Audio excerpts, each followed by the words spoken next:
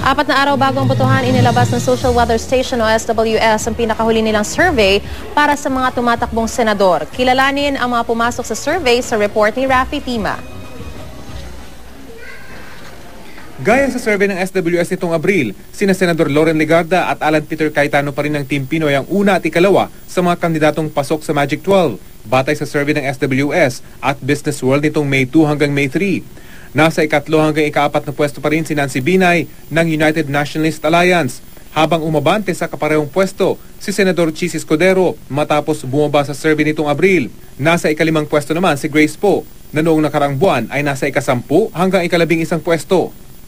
Nasa ika-6 hanggang ika-7 pwesto naman si Congressman J.V. Ejercito Estrada, gayon din si Cynthia Villar na bumaba mula sa ikatlo hanggang ika-4 na pwesto.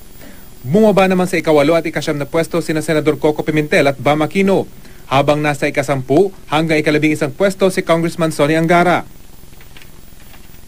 Pasok din sa top 12 ng survey sina Senador Antonio Trillanes IV at Gringo Onasan.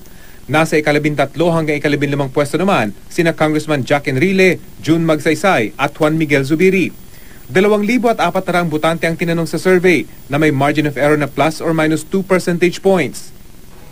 Dahil 12-0 ang target ng Team Pinoy, aminado ang koalisyon na mahigpit daw ang laban para sa huling 3 posisyon. Talagang masikip yung last 3 slots.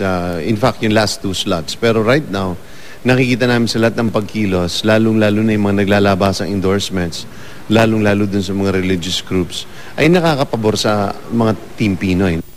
Hindi naman nawawala ng pag-asa ang una na madaragdagan pa ang 3 nilang kandidatong pasok sa Magic 12 ng survey. You will have to rely on your own creativity kung paano mo kung nasa Magic 12 ka, at paano ma-secure yung iyong standing. Kung wala ka naman doon, kung paano ka makasingit. Samantala, hinamon ni Rojas City Mayor Alan Silino si Vice President Jejo Marbinay na patunayang ipinatanggal daw niya ang mga poster ng una at hinarangan pa umano ang kalsadang daraanan ng kanilang motorcade.